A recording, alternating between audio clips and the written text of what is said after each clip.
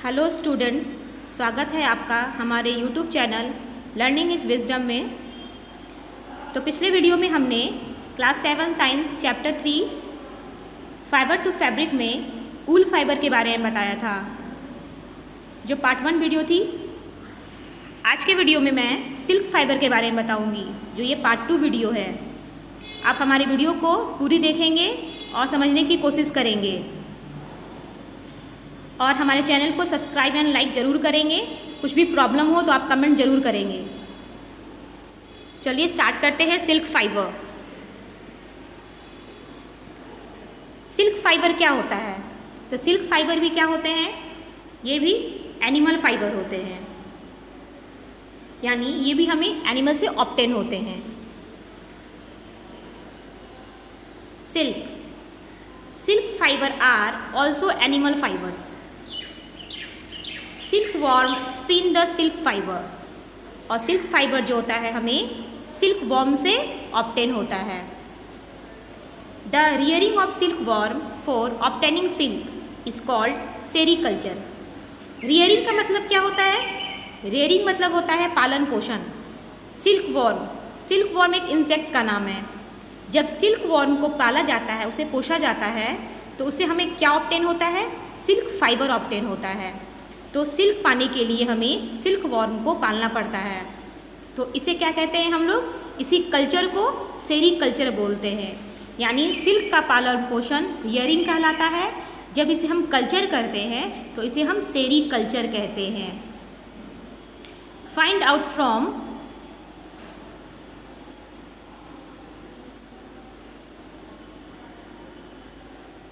Your mother, aunt, grandmother the kind of silk sarees they have, list the kinds of silk। आप अपने grand mother या अपने aunty को या अपने मतलब मदर को देखे होंगे कि वो सिल्क की साड़ी पहनती हैं। तो ये सब क्या है? ये सब सिल्क है, यानी जो साड़ी पहनती हैं, तो आपकी माँ हैं, आपकी आंटी हैं, आपकी ग्रैंड माँ हैं, वो जो साड़ी का यूज़ करती है, तो आप देखे होंगे वो कुछ ऐसी साड़ियाँ पहनती होंगी जो सिल्क की होंगी। तो आपको क्या करना है? सिल्क के टाइप को काइंड करना है। तो सिल्क के डिफरेंट टाइप्स होते हैं। सिल्क के डिफरेंट टाइप्स होते हैं। जैसे कि सिल्क जो होते हैं वो लस्टर होते हैं, टेक्सचर होते हैं। सिल्क में चमक होती है। लस्टर यानी चमक, टेक्सचर मतलब उसका जो बनावट होता है वो बहुत अच्छा होता है। जैसे कि एग्जाम्पल में मैं कुछ एग्जाम्पल बता रही हूँ। जैसे सिल्क के टाइप होते हैं। तसर सिल्क, एक होता है मूंगा सिल्क, एक होता है कोशा सिल्क,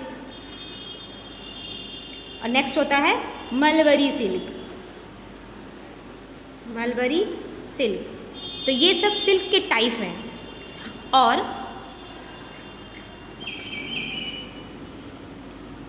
ये सब सिल्क के टाइप हैं। तो मलबरी सिल्क जो होते हैं वो मोस्ट कॉमन होता है। मलबरी सिल्क ये मोस्ट कॉमन होता है और इसे लोग ज़्यादा यूज़ करते हैं, मलबरी सिल्क को। Before we discuss the process of obtaining silk, it is necessary to know that interesting life history of the silk moth। तो इससे पहले कि हम ये सिल्क कैसे ऑब्टेन होता है जो डिस्कस करेंगे, तो इससे पहले हम क्या करेंगे? जो सिल्क वॉर्म होते हैं उसके लाइफ साइकिल, सिल्क वॉर्म के लाइफ साइकिल के बारे में डिस्कस करेंगे। आखिर ये सिल्क वॉर्म से हमें सिल्क ऑब्टेन होता है, तो इसकी लाइफ साइकिल तो होगी। आखिर कुछ तो प्रोसेस होगा जिससे सिल्क ऑब्टेन होगा सिल्क वॉर्म से। तो हम सिल्क वॉर्म की लाइफ साइकिल को पढ़ेंगे। Life history of silk moth. The female silk moth lay eggs. Female silk जो होती हैं वो एग ले करती हैं, यानी अंडे देती हैं। From which hatch larvae which are called caterpillar and silkworm. ये क्या करती हैं? हैच करती हैं, और हैच करने के बाद क्या होता है? एक से लार्वी निकलता है, और इस लार्वी को हम क्या कहते हैं? कैटरपिलर या सिल्क वॉर्म। तो देखा जाए तो लार्वी, कैटरपिलर, ये larvae, caterpillar or silk warm, ये तीनों एक ही वर्ड है। आप लार्वी भी कह सकते हैं, आप कैटरपिलर भी कह सकते हैं, आप सिल्क वॉर्म भी कह सकते हैं। They grow in size, and when the caterpillar is ready to enter the next stage of its life history called pupa, जब ये कैटरपिलर या लार्वी जब बड़े हो जाते हैं, जब इसका स्टेज नेक्स्ट स्टेज आता है तो ये प्यूपा में चेंज हो जाते हैं। यानी लार्वी कैसे होते हैं? लार्वी का फिगर हमने इसमें दे दिया है, आपको मैं आगे बता दूंगी। जैसे ये लार्वी का फिगर है, ये लार्वी हैं, लार्वी कुछ इस तरह होते हैं, इस टाइप से, ये लार्वी का फिगर है, ठीक है। तो इसे कैटरपिलर भी कहते हैं, इसे सिल्क वॉर्म भी कहते हैं। जब ये बड़े हो जाते हैं तो इसका स्टेज चेंज हो जाता है, तो ये स्टेज प्यूपा कहलाता है। Next, it first weaves in net to hold itself. तो ये क्या करते हैं? प्यूपा एक जाल बना देते हैं, एक नेट बना देते हैं, ठीक है, खुद को रोक करके। Then it swing its head from side to side in the form of figure to 8। और ये क्या करते हैं? प्यूपा 8 के फॉर्म में चेंज होने लगते हैं, खुद को, अपनी बॉडी को ऐसे ऐसे 8 की फॉर्म में ऐसे करके रोल करने लगते हैं, ऐसे करके ये रोल करने लगते हैं। तो ये हो गया स्ट्रक्चर 8 का। इसीलिए यहाँ कहा गया है कि it swims it head from side to side in the form of the figure of 8, ठीक है। During this movement of the head the caterpillar secretes fibre made of. जब ये अपने हेड को घुमाते हैं, घुमा घुमा के 8 के स्ट्रक्चर में लाते हैं, तो ये अपने हेड से कुछ फाइबर को सीक्रेट करते हैं, कुछ ऐसे फाइबर होते हैं उसको सीक्रेट करते हैं, जो बना होता है फाइबर मेड ऑफ, देखिए ये वाला है फिगर, ये मेल है, ये फीमेल है। आप एक बात जरूर जानें, जो फीमेल मोथ होती हैं और जो मेल मोथ होते हैं, तो दोनों के स्ट्रक्चर में बहुत डिफरेंसेस होते हैं, साइज में डिफरेंसेस होते हैं। फीमेल मोथ साइज में हमेशा क्या होती है? लार्ज होती है, और मेल जो होते हैं वो साइज में स्मॉल होते हैं। ये मेल एंड फीमेल मोथ है, यानी एडल्ट सिल्क मोथ्स। अब जब ये मेट करते हैं तो ये फीमेल क्या करती हैं? अंडे देती हैं। तो किस में अंडे देती हैं? लीफ में। जो लीफ होता है वो मलबरी लीफ कहलाता है, यानी मलबरी के लीफ में ये अंडे देती हैं। ये अंडा है, ठीक है। और अंडे जब हैच हो जाते हैं तो उसे क्या बनता है? कैटरपिलर। ये कैटरपिलर यानी सिल्क वॉर्म का फिगर है। और जब सिल्क वॉर्म क्या करते हैं, जब उसका नेक्स्ट स्टेज आता है तो वो किस में बन जाते हैं? प्यूपा में। ये जस्ट लाइक प्यूपा है, ये प्यूपा का फिगर है, ठीक है। और ये प्यूपा क्या करते हैं? रोल कर करके अपने बॉडी के ऊपर एक फाइबर सीक्रेट्स करते हैं। वो फाइबर क्या चीज़ का बना होता है वो आगे पढ़ेंगे।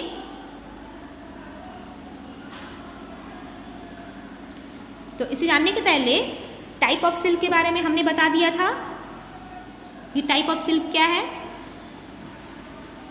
नेक्स्ट ये है प्रोटीन। जो बने होते हैं, ये फाइबर्स जिससे बने होते हैं वो प्रोटीन के बने होते हैं, which hardens or exposure to air and becomes silk fibre. जब ये क्या एयर के कांटेक्ट में, जब ये मान लीजिए ये 8 वाला क्या हो गया, ये 8 के स्ट्रक्चर में लाते लाते ये प्यूपा क्या करेंगे, ये सिल्क वॉर्म अपने बॉडी से कुछ फाइबर सीक्रेट करेंगे। तो ये फाइबर जो बनता है वो प्रोटीन का बनता है, इसका बनता है, ठीक है। जैसे ये कंप्लीट रूप से अपने आप को पूरा ढक लेंगे, ढकने के बाद जैसे ये एयर के कांटेक्ट में आता है ये फाइबर, तो ये फाइबर हार्ड हो जाता है, यानी ये जो फाइबर है वो हार्ड हो जाता है, कड़ा हो जाता है। Soon the caterpillar completely covers itself by silk fiber। और ये कैटरपिलर क्या करते हैं, पूरे कंप्लीट रूप से कवर हो जाते हैं, ठीक है। टर्न्स इनटू प्यूपा, और ये किस में टर्न हो जाएंगे, प्यूपा में टर्न हो जाएंगे, यानी कि उस मतलब सिल्क फाइबर के अंदर, यानी वो जो प्रोटीन का कवर है, कोट है, जो एयर के कांटेक्ट में आते हैं, वो आते ही क्या हो जाते हैं, हार्ड हो जाते हैं, और उस जो कैटरपिलर है खुद को कवर कर लेते हैं, और अंदर में वो किस में चेंज हो जाते हैं, प्यूपा में चेंज हो जाते हैं, ठीक है। This covering is known as cocoon, और इस कवरिंग को क्या बोला जाता है, कोकून। जैसे ये 8 वाला स्ट्रक्चर है, जैसे ये कैटरपिलर अपने माउस से क्या करेंगे, कुछ फाइबर सिक्रीट करेंगे, और ये फाइबर जो होता है वो प्रोटीन का बना होता है, और ये अपने आप को पूरा ढक लेंगे, और ढक के कुछ ऐसा स्ट्रक्चर बना लेंगे, कुछ ऐसा स्ट्रक्चर बना लेंगे, ऐसा। और यही इसको हम क्या बोलेंगे, इस चीज़ को कोकून बोलेंगे। और इस कोकून के अंदर क्या है, इसके अंदर जो सिल्क वॉर्म्स था वो प्यूपा में चेंज हो गया। द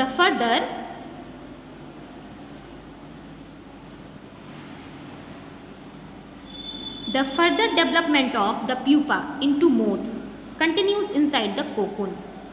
जब फिर दोबारा डेवलपमेंट होगा प्यूपा का, तो वो एडल्ट में बन जाएंगे, यानी मोथ में बन जाएंगे।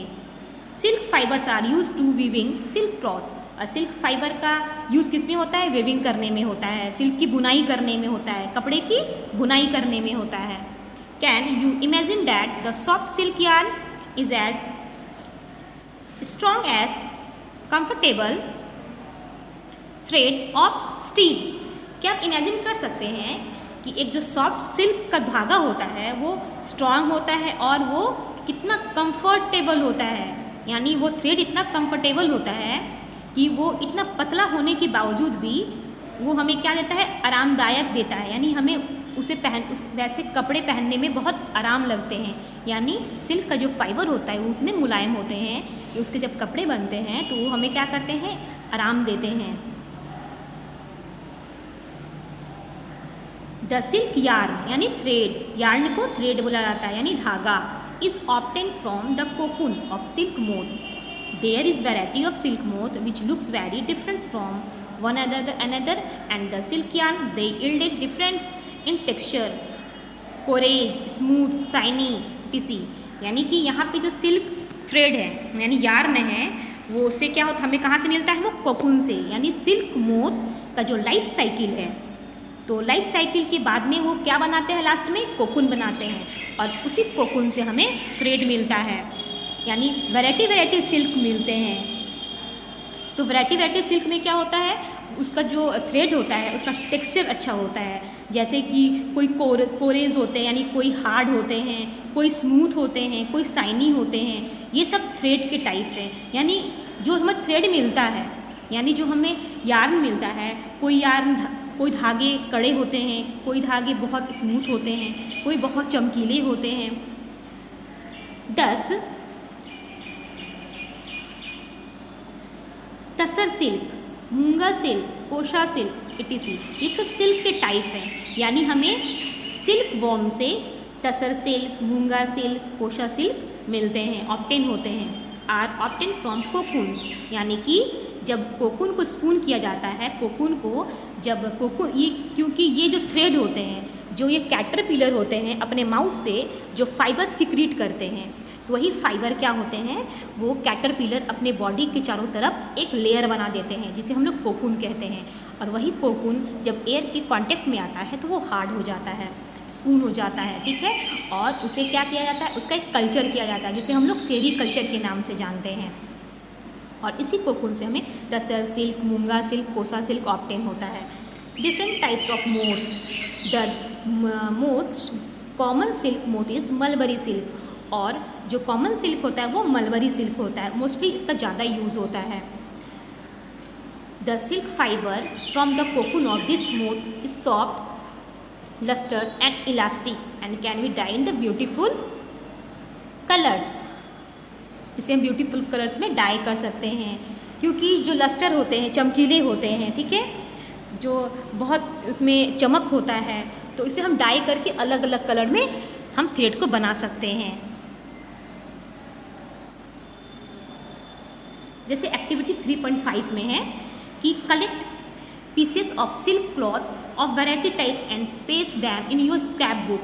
आपको कलेक्ट करना है सिल्क क्लॉथ को, उसके वैरायटी को कलेक्ट करके अपने स्क्रैप बुक में चिपकाना है। You can find them in a tailor's shop among the heap of waste cut pieces. तो आप टेलर के पास जाके उसे खोज सकते हैं। टेलर के पास वैरायटी कलर के कपड़े होते हैं, सिल्क के कपड़े होते हैं, तो आप वहाँ पे जाके उसे फाइंड आउट कर सकते हैं। जैसे यहाँ पे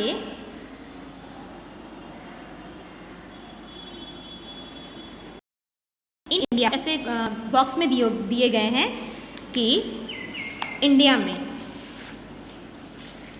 women are significantly involved in various kind of industry related to silk production। India में क्या होता है कि जो रेशम होता है यानी सिल्क होता है, उसके प्रोडक्शन के मतलब संबंध में बहुत प्रकार के इंडस्ट्री में क्या करती हैं महिलाएं जो होती हैं वो अपना रोल प्ले करती हैं। These are rearing of silk worm, इसमें क्या होता है रेशम के कीट का पालन होता है, ठीक है। Reeling of silk from cocoon, और कोकून में से क्या निकाले जाते हैं, रेशम को निकाले जाते हैं।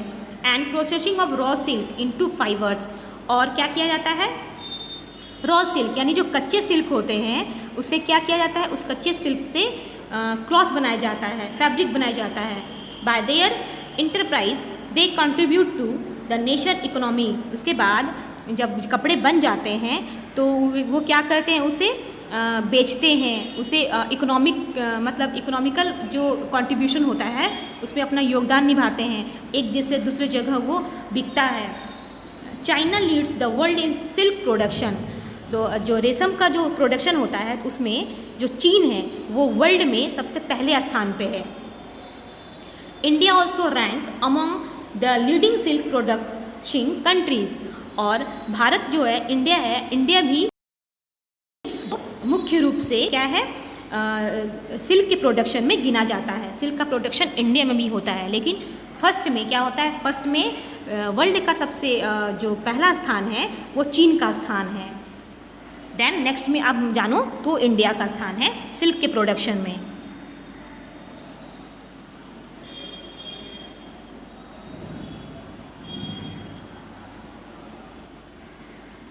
Take help of your mother, aunt or teachers and identify the types of silk such as mulberry silk, tussar silk, eri silk, muga silk etc। आप क्या कर सकते हैं, अपने मदर से, अपनी आंटी से, अपने टीचर से आइडेंटिफाई कर सकते हैं मलबरी सिल्क के बारे में, तसर सिल्क के बारे में, इरी सिल्क के बारे में, मूंगा सिल्क के बारे में, ठीक है। etc। Compare the texture of this silk with that of the artificial silk pieces, और आप ये सारे सिल्क के क्लॉथ को देख करके आप कंपेयर भी कर सकते हैं कि किसके सिल्क कितने सॉफ्ट हैं, वो कितने हार्ड हैं, मतलब आप कंपैरिजन कीजिए, सारे सिल्क के कपड़े को लाइए और कंपैरिजन कीजिए कि कौन से सिल्क के कपड़े हार्ड लगते हैं, कौन से सॉफ्ट लगते हैं, कौन से सिल्क के कपड़े चमकते हैं। Which contain synthetic fibre, try and collect pictures of different स्मूथ whose caterpillars provide the various types of silk. इसमें क्या होता है कि आप क्या कीजिए, रेशम के इन टुकड़ों के उसके टेक्सचर को, उसके बनावट को उसे देखिए। जो सिंथेटिक सिल्क है यानी सिंथेटिक के द्वारा जो मतलब सिंथेटिक क्या होता है, वो आर्टिफिशियल होता है, एक नेचुरल होता है, एक सिंथेटिक होता है। जो सिंथेटिक फाइबर होते हैं वो क्या मैन मेड होते हैं, उसे क्या करते हैं केमिकल्स के थ्रू बनाया जाता है। लेकिन जो नेचुरल फाइबर होते हैं वो सिल्क वॉर्म के थ्रू यानी वो सिल्क वॉर्म के थ्रू बनाया जाता है नेचुरल फाइबर। लेकिन सिंथेटिक फाइबर होता है वो क्या होता है, उसमें बहुत सारे केमिकल्स को ऐड करके फाइबर बनाया जाता है। तो सिल्क फाइबर और सिंथेटिक फाइबर दोनों बहुत अलग होते हैं। सिल्क फाइबर जो नेचुरल फाइबर है और एक सिल्क फाइबर जो सिंथेटिक फाइबर है जिसे मैन के द्वारा बनाया जाता है, उसे लोग बनाते हैं केमिकल्स के थ्रू, केमिकल्स को मिला करके। तो दोनों में बात होता है। तो आप क्या कीजिएंगे, आप दोनों तरह के फाइबर को कलेक्ट करेंगे और उसमें कंपैरिजन करेंगे कि जो मैन मेड फाइबर है सिल्क फाइबर और जो सिल्क वॉर्म के थ्रू फाइबर बनता है, तो दोनों में क्या अंतर है, क्या डिफ्रेंसिएशन है। Activity 3.6, take an artificial synthetic silk thread and a pure silk thread. आपको क्या करना है, जो आर्टिफिशियल सिल्क है और जो प्योर यानी शुद्ध है वो सिल्क का क्या करना है, एक एक धागा लेना है यानी थ्रेड लेना है। बर्न दिस थ्रेड्स केयरफुली, और इन दोनों धागों को केयरफुली तरीके से जलाना है। Did you notice any differences in the smell while burning. तो क्या आपको क्या करना है, नोटिस करना है कि दोनों को जलाने के बाद आपको क्या महसूस हो रहा है। नाउ बर्न ए वूलन फाइबर केयरफुली। अब क्या कीजिए, सावधानी से यानी केयरफुली से ऊन के एक धागे को जलाइए, ठीक है, ऊन के भी एक धागे को जलाइए। Did it smell like burning of artificial silk और that of pure silk, can you explain why. इसके जलने की गंध जो होती है, स्मेल होती है, वो आर्टिफिशियल सिल्क के जलने जैसी है या प्योर सिल्क जैसी, क्या आप बता सकते हैं ऐसा क्यों है। To remember when the cocoon stage is reached in the life history of the silk moth, try the following activity। तो ये जानने के लिए सिल्क वॉर्म के लाइफ साइकिल जो है, लाइफ साइकिल में कोकून के स्टेज कब आते हैं, यानी ये सिल्क वॉर्म जो है उनका ये कोकून का स्टेज कब आता है। हमने पहले बताया आपको कि जो सिल्क वॉर्म है वो अपने माउथ से क्या करते हैं, एक फाइबर सिक्रीट करते हैं, एक क्या करते हैं, फाइबर सिक्रीट करते हैं, और वो क्या अपने बॉडी को चारों तरफ से घेर लेते हैं, जिसे हम लोग कोकून कहते हैं।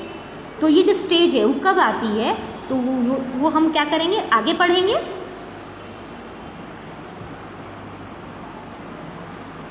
Activity 3.7, photocopy figure 3.9, cut out pictures of this stage of the life history of silk moth and paste them on pieces of cardboard or chart paper. Jumble them. Now try and arrange the stages in the correct sequence in the cycle from whoever does it fastest win. ठीक है, we may also describe the little history in your own words. आपको क्या करना है कि एक photo का क्या लेना है, मतलब फ़ोटो कॉपी, एक पिक्चर लेना है, उसका फ़ोटो क्लिक करके, ठीक है। इसमें सिल्क वॉर्म के लाइफ साइकिल के डिफरेंट स्टेज के चित्र को काट करके, यानी पिक्चर को काट करके उसमें चिपकाना है, ठीक है। चिपका के उसके बाद इन ड्राइंग को आपस में मिला लीजिए। अब इन ड्राइंग के मतलब इन चित्रों को लाइफ साइकिल की अवस्था में सही क्रम से क्या करना है, आपको लगाना है। जो कोई भी सबसे जल्दी ऐसा करेगा उसे क्या किया जाएगा, उसे विजेता घोषित किया जाएगा, यानी उसे प्राइज़ मिलेगा। तो आप अपने शब्दों में सिल्क वॉर्म के लाइफ साइकिल का भी डिस्क्राइब कर सकते हैं और इसे अपने स्क्रैप बुक पे लिख सकते हैं। यानी कि आपको क्या करना है, इससे आपको क्या समझ में आ रहा है, इसे ये समझ में आ रहा है कि आप क्या कीजिए, बहुत सारे ड्राइंग्स यानी सिल्क वॉर्म के लाइफ साइकिल को, उसके ड्राइंग को कटिंग करके रखिए और उसे एक क्रम में, यानी उसे क्या कीजिए, एक क्रम में अरेंज कीजिए, उसे अरेंज करके लाइए कि पहला स्टेज कौन सा है, सेकंड स्टेज कौन सा है, थर्ड स्टेज कौन सा है, फोर्थ स्टेज कौन सा है। उसे आपको ड्राइंग के अनुसार यानी ड्राइंग के अकॉर्डिंग सजाना है अपने स्क्रैप बुक में, ठीक है। और उसके बारे में जो डिस्क्राइब होगा आप अपने ओन वर्ड में लिख सकते हैं।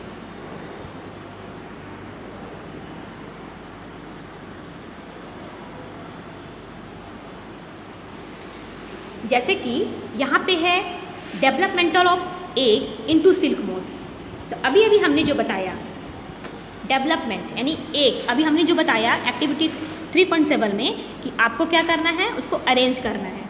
तो आप ये जान जाइए कि पहले का स्टेज एग होता है, एग के बाद क्या बनता है, लार्वी के बाद क्या बनता है, प्यूपा के बाद एडल्ट, ठीक है। फिर यही एडल्ट क्या करते हैं, एग ले करते हैं, फिर एग ले करेंगे, फिर ये एग लार्वी में चेंज हो जाएगा, फिर ये लार्वी प्यूपा में होगा, फिर ये प्यूपा एडल्ट बनेंगे, ठीक है। इसका स्टेज होता है, यानी 4 स्टेज होता है लाइफ साइकिल। सिल्क मोथ के लाइफ साइकिल का 4 स्टेज होता है। जैसे कि हमने यहाँ बताया फीमेल सिल्क मोथ, ठीक है, वो क्या करती है, एग ले करती हैं। After about 14 days are hatch into, यहाँ पे लार्वा होगा, ठीक है, कॉल्ड कैटरपिलर। जैसे ये सिल्क मोथ एग ले करेगी तो 14 दिन के बाद ये एग हैच हो जाएंगे और कैटरपिलर में चेंज हो जाएंगे, यानी लार्वी में चेंज हो जाएंगे। फिर ये लार्वी यानी कैटरपिलर ग्रो करेगा, किसमें चेंज हो जाएगा, प्यूपा में, ठीक है। फिर ये प्यूपा क्या सीक्रेट करेंगे, फाइबर्स, ठीक है, और ये फाइबर्स किसका बना होता है, प्रोटीन का। And weaves the fibres around itself completely, और ये अपने तरफ क्या करेंगे, अपने बॉडी को कंप्लीट रूप से एक जाल की तरह बना देंगे। This covering is called cocoon, और ये कवरिंग क्या कहलाता है, cocoon. Live in the cocoon for some time, ठीक है। उसके बाद कोकून को कुछ टाइम के लिए रखा जाता है। After cocoon, after coming out of cocoon grow into silk moth, उसके बाद कोकून से क्या निकलता है, यानी कोकून का जब ग्रो हो जाता है तो उसके बाद क्या निकलता है, सिल्क मोथ, ठीक है। तो ये डेवलपमेंट है सिल्क मोथ का। अब हम लोग पढ़ेंगे कि जो हमने बताया कि उसके लाइफ साइकिल, ठीक है, कि लाइफ साइकिल में हमने ये बताया कि कोकून का स्टेज कब आता है। ये जो सिल्क वॉर्म है तो सिल्क वॉर्म से वो स्टेज कब आएगा कोकून का, तो हमने वो डेवलपमेंट में इन शॉर्ट बता दिया है, ठीक है। अब हम पढ़ेंगे the process of obtaining silk from silk moth involve, यानी कि सिल्क वॉर्म से जो सिल्क ऑब्टेन होता है उसमें क्या क्या प्रोसेस है, आखिर कोई तो प्रोसेस होगा जिसके कारण ये स्टेज चलेगी, वो स्टेज के बारे में पढ़ेंगे हम लोग। तो पहला है रियरिंग ऑफ सिल्क वॉर्म, यानी सिल्क पहला में क्या किया जाता है, सिल्क वॉर्म को पाला पोसा जाता है। देन नेक्स्ट रीलिंग, उसके बाद जब सिल्क वॉर्म से जब वो कोकून बन जाता है तो वो कोकून को क्या किया, उसमें लच्छा तैयार होता है, यानी उसे लच्छा बनाया जाता है, रीलिंग। उसके बाद जब वो थ्रेड को निकाल लिया जाता है तो उसे रंगाई किया जाता है, डाइंग। देन नेक्स्ट जब वो तैयार हो जाता है, यानी अच्छे से रंग करके तैयार हो जाता है, तब उसे लोग क्या करते हैं, स्पिनिंग या वीविंग, कताई करने में और बुनाई करने में। इसका मतलब हुआ अब वो तैयार है कंप्लीट रूप से, उसे बनाए जाते हैं, यानी फैब्रिक बनाए जाते हैं। तो हम पढ़ेंगे जो डिटेल से।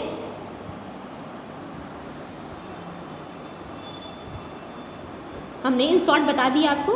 अब देखिए, अब है फ्रॉम कोकून टू सिल्क। अब सिल्क से जो यानी सिल्क वॉर्म से कोकून बनने तक का सफ़र वो कैसा है।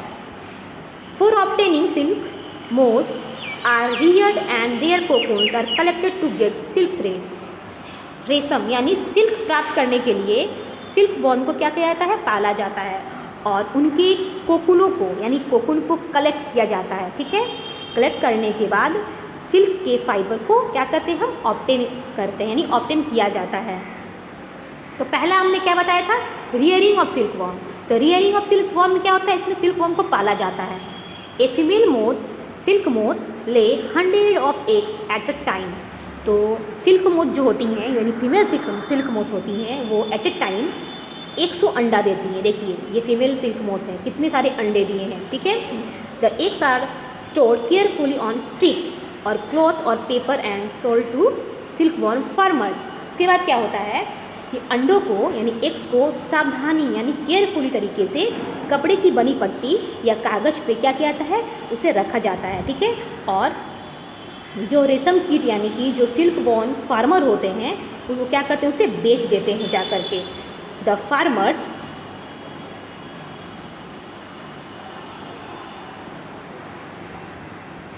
Keep eggs under hygienic condition. ये फार्मर क्या करते हैं, उस एग को हाइजेनिक कंडीशन में रखते हैं, यानी साफ़ सुथरी जगह पे रखते हैं। And under suitable condition of temperature and humidity, और उसे एक अच्छे कंडीशन में रखा जाता है, अच्छे यानी उसे सूटेबल कंडीशन में रखा जाता है। क्या वो टेम्परेचर भी सूटेबल हो उसके लिए और ह्यूमिडिटी भी उसके लिए सूटेबल हो। The eggs are warm to suitable temperature for the larva to hatch from egg. और फिर ये जो एग होते हैं जब उसे सूटेबल कंडीशन में रखा जाता है तब ये जो एग हैं वो किस में चेंज हो जाएंगे, वो हैच होने के बाद वो लार्वी में चेंज हो जाएंगे। यानी छोटी छोटी जो एग हैं, ये जो एग हैं इसे क्या निकल जाएगा, लार्वी, ठीक है। Then next this is done when mulberry trees bear a fresh crop of leaves. और ये कहाँ पे होता है?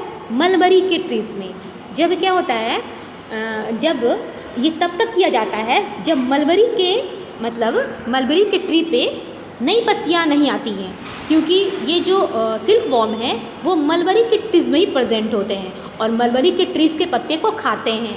ठीक है, जब ये मलबरी ट्रीज में नई पत्तियाँ आ जाती हैं तब ये लार्वी को क्या किया जाता है, उस पत्ती को उसे दिया जाता है ताकि वो लार्वी खाएं।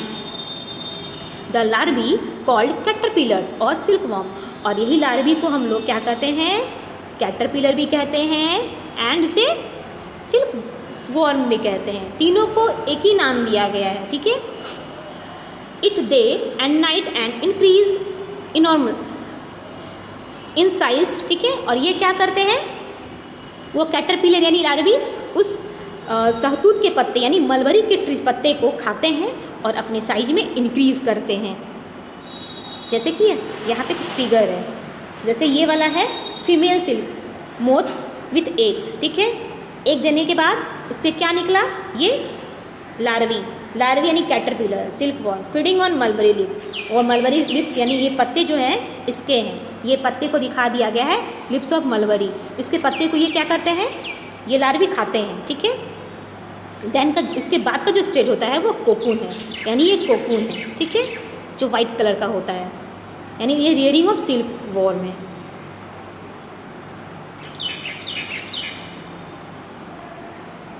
देखिए हमने फिगर में बताया है ताकि आपको समझ में आए। देखिए ये सिल्क मोथ है यानी एडल्ट सिल्क मोथ जो फीमेल हैं, बहुत सारे अंडे को ले कर रही हैं।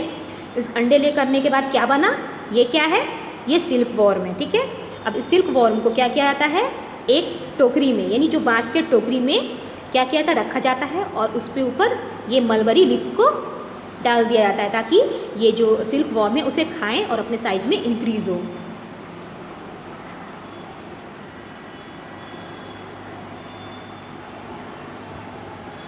The larvae are kept in clean bamboo trays along with freshly chopped mulberry leaves। हमने अभी भी बताया कि बैम्बू के टोकरी हो या ट्रे हो, उसको अच्छे से फ्रेश करके उसके ऊपर मलबरी के पत्ते को चॉप किया जाता है यानी रखा जाता है। उसके बाद उस सिल्क वॉर्म को उसमें रखा जाता है ताकि वो सिल्क वॉर्म उस पत्ते को खाए। आफ्टर 25 to 30 days 25 से 30 दिन के बाद द कैटरपिलर स्टॉप ईटिंग। और 25 से 30 दिन के बाद वो कैटरपिलर क्या करते हैं यानी सिल्क वॉर्म खाना बंद कर देते हैं and move to tiny chamber of bamboo in the tray to spin cocoons. जो बैम्बू में क्या होते हैं, जो बैम्बू बनाया जाता है यानी ट्रे यानी लकड़ी का जो ट्रे बनाया जाता है तो उसमें छोटी छोटी रेक दे दी जाती हैं उसी टाइम ताकि वो कोकून क्या करे, उसमें फंस जाएं और उस ट्रे में ही फंस जाएं, ट्विंग हो जाएं। जब ये कैटरपिलर खाना बंद कर देती हैं तो उसी बैम्बू के ट्रे में वो फंस जाती हैं, ट्विंग हो जाती हैं। ठीक है, small racks or twigs may be provided in the tray to which cocoons get attached. और वो कोकून वो जो क्या होते हैं, सिल्क वॉर्म जो होते हैं यानी कैटरपिलर, वो क्या करते हैं, धीरे धीरे वो प्यूपा में चेंज होने लगते हैं। उसी के अंदर जब वो खाते हैं मलबरी प्लांट्स को, खाते खाते एक ऐसा टाइम आता है जब वो खाना बंद कर देते हैं तो वो प्यूपा में चेंज हो जाते हैं। ठीक है, then next the caterpillar or silk warm spin to cocoon inside which develop the silk moth. यानी ये सिल्क मोथ हैं वो प्यूपा में चेंज हो जाते हैं। ठीक है, प्यूपा यानी कोकून, जस्ट लाइक एक ही चीज़ है। मान लीजिए हमने एक कोकून बनाया, ठीक है, ये वाइट वाला कोकून है, तो इसी के अंदर जो सिल्क वॉर्म है वो प्यूपा में चेंज हो जाते हैं। यानी प्यूपा का स्ट्रक्चर कुछ इस तरह होता है और ये इसी के अंदर रहते हैं। ठीक है, और ऊपर से क्या है, ये फाइबर है। ठीक है, और ये फाइबर से ढके होते हैं, ये फाइबर प्रोटीन का बना होता है। ठीक है, अब प्रोसेसिंग सिल्क, अब सिल्क का प्रोसेसिंग यानी अब सिल्क वॉर्म से कोकून बना, अब वो कोकून को क्या किया जाता है, एक part of cocoons is use for obtaining fibres. अब क्या करते हैं हम लोग, बहुत सारे कोकून्स को क्या करते हैं, यूज़ करके, कलेक्ट करके उसे क्या जमा करके क्या किया जाता है, उससे हमें सिल्क फाइबर ऑब्टेन किया जाता है। तो कैसे करेंगे? The cocoons are keeped under the sun और बॉइल और एक्सपोज टू स्टीम। उसे क्या किया जाता है, धूप में रखा जाता है, उस कोकून को धूप में रखा जाता है और फिर उसे बॉईल किया जाता है, उसे पानी में उबाला जाता है या उसे स्टीम किया जाता है। ठीक है। The silk fibre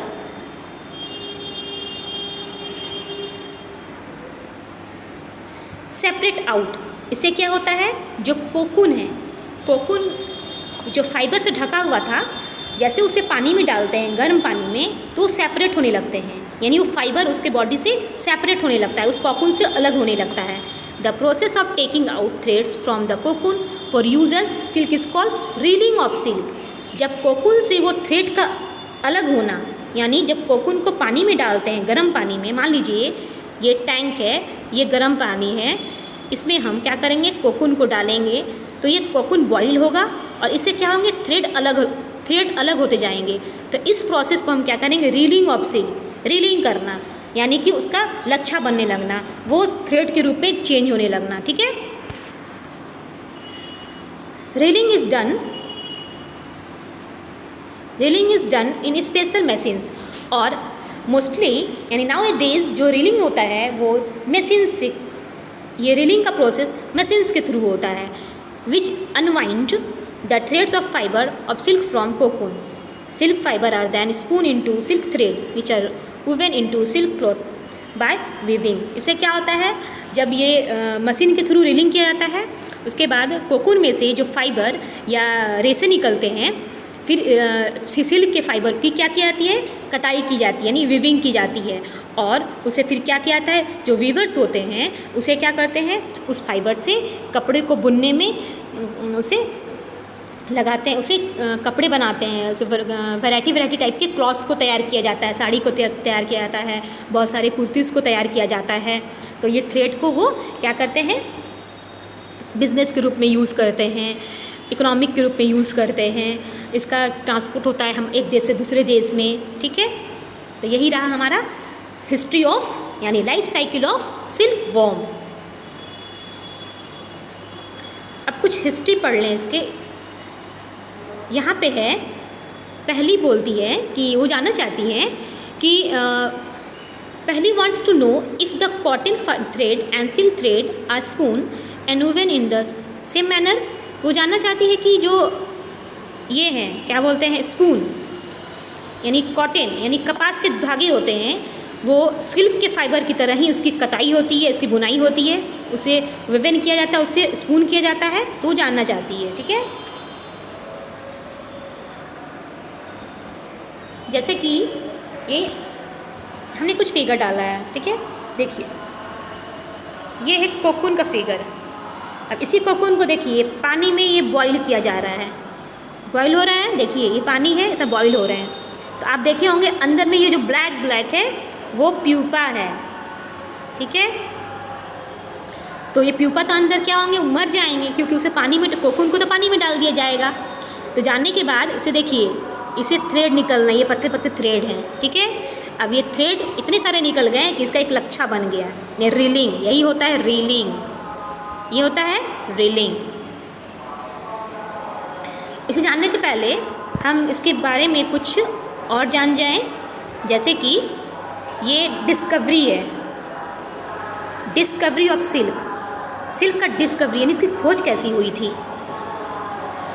the exact time of discovery of silk is perhaps unknown. According to an old Chinese legend, the Empress Sai Long Chai was asked by the Emperor Hung Yu to find the cause of damaged leaves of mulberry trees growing in their garden. The Empress found white worms eating up mulberry leaves. She also noticed that they were spinning shiny cocoons around them. Accidentally, a cocoon drops into her cup of tea and tangle of delicate threads separate from the cocoon. Silk industry began in China and was kept a closely guarded secret for bundles of years, hundreds of years later on, trader यानी जो trade होते हैं, व्यवसाय होता है, traders and travels introduce silk to other countries. The route they travels is still called the silk route. इसका मतलब ये हुआ रेशम डिस्कवरी कैसे हुआ। तो रेशम की जो डिस्कवरी हुई थी वो मतलब एक तरह से क्या है, एग्जैक्ट है। एक मतलब ओल्ड चाइनीज़ थे वो उसके अनुसार जो सम्राट थे, इम्पीरियर थे, हुआंग टी ने क्या किया था, वो अपने बगीचे में उगने वाले सहतूत के यानी मलबरी के ट्रीज़ की पत्तियों के जो मलबरी के ट्रीज़ थे वो ख़राब होने लगा। तो उसे पता करने के लिए वो वहाँ गए और वहाँ उसने देखा कि कुछ सफ़ेद कलर के, वाइट कलर के कुछ वर्म हैं उस पत्ती को खा रहे हैं। तो उन्होंने ये भी देखा कि वो जो वर्म हैं वो मतलब उसके बॉडी बहुत चमक रहे थे और वो कोकून बना रहे थे खुद को, यानी अपने वो जो वर्म है अपने माउथ से कुछ फाइबर सिक्रीट कर रहे थे और खुद को कोकून बना रहे थे। तो वो ना उसी टाइम चाय पी रहे थे, तो उनके चाय में मतलब एक चाय में एक क्या कोकून गिर गया, अचानक एक चाय में कोकून गिर गया। तो कोकून जैसे ही उस चाय में गिरा तो उस कोकून से धागा निकलने लगा, वो धागा अलग होने लगा। तो ये इसी टाइम से क्या हो गया, उस चीन में रेशम का जो प्रोडक्शन होने लगा, रेशम का जो प्रोडक्शन होता है वो उसका ट्रेड होने लगा, ठीक है, वो स्टार्ट हो गया। इसीलिए हम बोलते हैं कि वर्ल्ड में चीन जो है वो पहले स्थान पे है रेशम के प्रोडक्शन में, यानी सिल्क के प्रोडक्शन में। तो सैकड़ों वर्ष तक इसे क्या किए गई, छिपाया गया, चीन ने इसे छिपाया, उसने गुप्त रखा। और फिर बाद में क्या हुआ कि बाद में बहुत सारे यात्री को, बहुत सारे ट्रेडर्स को ये पता चला कि चीन में रेशम का प्रोडक्शन हो रहा है। तो उसके बाद क्या हुआ, तो चीन का एक वे है, रास्ता है, वहाँ से बहुत सारे लोग गुजरने लगे, यात्रा करने लगे, जिससे हम लोग उस रास्ते को सिल्क रूट के नाम से जानते हैं, जो चाइना के मतलब चाइना के एरिया से ही होकर जाता है। तो जैसे उस चाइना के रास्ते से कुछ लोग यात्री जो उस रास्ते से जाने लगे तो उन्हें पता चलने लगा कि सिल्क का प्रोडक्शन चाइना में हो रहा है। तो धीरे धीरे ये क्या हो गया, पूरा पॉपुलर हो गया। तब सब लोग जानने लगे कि चीन में ही सबसे पहले सिल्क का प्रोडक्शन स्टार्ट हुआ था, बट चीन ने इसे छुपाए रखा बहुत सैकड़ों वर्षों तक, ठीक है। तो ये है डिस्कवरी। अब हम पढ़ेंगे यूज़ ऑफ सिल्क। इतना होने के बाद अब सिल्क का यूज़ किस चीज़ में होता है, तो सिल्क जो होता है एक कॉस्टली फैब्रिक होता है। Silk fibre is use for weaving cloth, specially traditional dress in India like sari, kurta, shawl and other wedding clothes. तो ये क्या है, कॉस्टली फैब्रिक है। सिल्क को मोस्टली सभी कोई जानते होंगे कि सिल्क महंगे होते हैं, वो महंगे फैब्रिक होते हैं। इसकी साड़ियाँ हो या कुर्ती हो या शॉल हो, सारी चीज़ महंगे मिलते हैं, ठीक है। क्योंकि इसका कल्चर जो होता है, सिल्क वर्म का जो हिस्ट्री यानी कल्चर जो होता है उसका, वो बहुत थोड़ा डिफ़िकल्ट होता है, ठीक है। उसके बाद ऐसे ट्रेडिशनल ड्रेस, जो इंडिया में ट्रेडिशनल ड्रेस होते हैं, जैसे साड़ी होती हैं, शॉल होती हैं, कुर्ती होती है, ये सब वेडिंग क्लॉथ जो होती हैं, तो ये सब सारे चीज़ को सिल्क से बनाया जाता है। तो स्टूडेंट्स आप समझ गए होंगे कि सिल्क के बारे में हमने क्या क्या पढ़ाया और बहुत इजी तरीके से बताया है हमने। तो आप इस वीडियो को अच्छे से सुनेंगे और समझने की कोशिश करेंगे ताकि आपको समझ में आए, आपसे कोई पूछे तो आप बता पाओ, ठीक है। तो स्टूडेंट्स आज के लिए इतना ही। तो पार्ट 1 पार्ट 2 में हमने जो वीडियो डाला उसमें आपका ये चैप्टर 3 कवर हो गया, कंप्लीट हो गया। और आप इस चैप्टर को अच्छे से पढ़ेंगे, अच्छे से देखेंगे। कोई प्रॉब्लम हो, कुछ ऐसा क्वेश्चंस हो तो आप हमें कमेंट बॉक्स पे लिख के भेज सकते हैं, ठीक है। Thank you very much.